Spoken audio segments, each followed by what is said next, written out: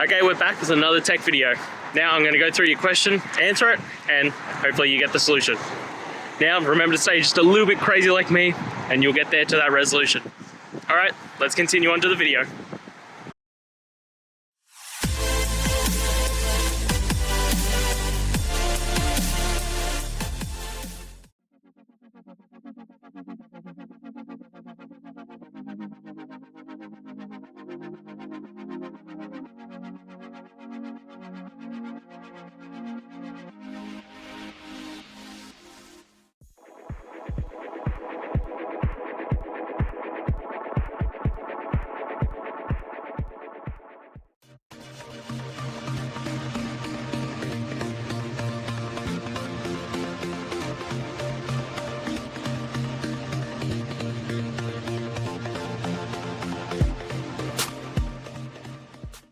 And that's it. I hope you found the solution that you're looking for.